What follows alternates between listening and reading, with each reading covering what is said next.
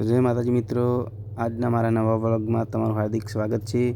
મિત્રો આજે આપણે બનાવીશું એકદમ દેશી સ્ટાઇલમાં છોલે ચણા મસાલાની સબ્જી। તો સૌથી પહેલાં તો ચણાને આશરે 8 થી 10 કલાક જેટલું પલાળી રાખ્યા હતા અને પછી કુકરમાં બાફી લીધા છે। તમે જોઈ શકો છો મિત્રો, સરસ વ્યવસ્થિત ચડી ગયા છે ચણા।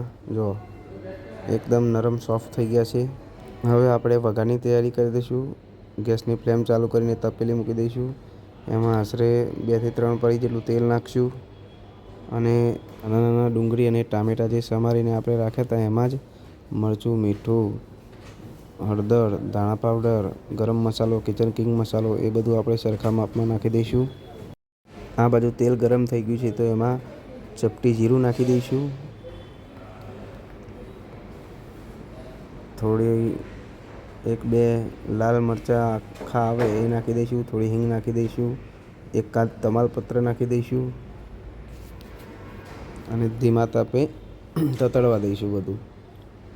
અને આદુ લસણની પેસ્ટ છે એ પણ જે ટામેટાં ડુંગળી કાતર્યા છે એમાં જ નાખી દઈશું અને ધીરે રહીને વઘાર કરી દઈશું આપણે।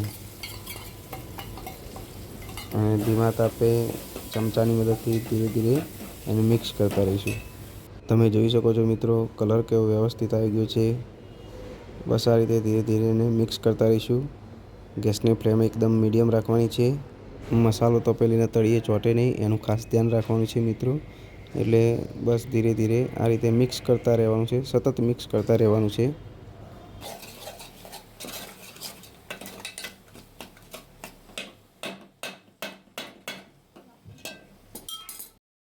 જો કેટલો જોરદાર લાલ કલર પકડાઈ ગયો છે મિત્રો। હવે આપણે એક ઢાંકણ લઈને એના ઉપર ઢાંકી દઈશું। આશરે 5 થી 7 મિનિટ જેટલું એને ધીમા તાપે ચડવા દઈશું।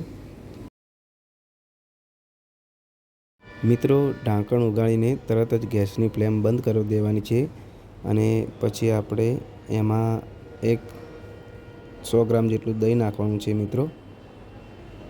ગેસની ફ્લેમ બંધ કરવાથી મિત્રો દહીંનો વઘાર ફાટશે નહીં અને ટેસ્ટમાં પણ ખૂબ જોરદાર લાગશે। અને ધીરે ધીરે એને પણ આ રીતે મિક્સ કરતું રહેવાનું છે। જો તમે જોઈ શકો છો કેટલું વ્યવસ્થિત મિક્સ થઈ ગયું છે અને તરત જ એમાં પછી ચણા નાખી દેવાના છે અને એને પણ ચમચાની મદદથી બરાબર મિક્સ કરતું રહેવાનું છે।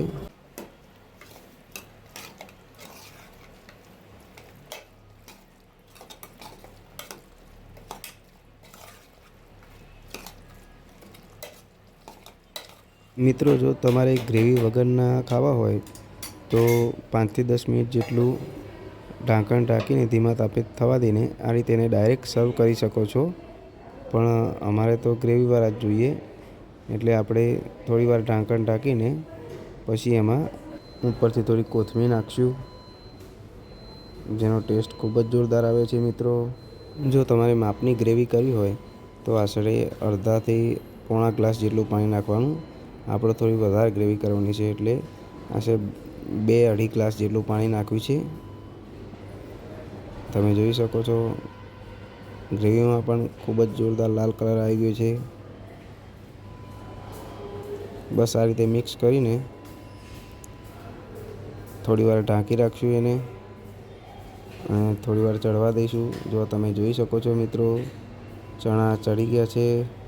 મિત્રો આ કાબુલી ચણાને તમે તંદૂરી રોટી, નાન, ઘઉંની રોટલી અને રાઈસ સાથે સર્વ કરી શકો છો।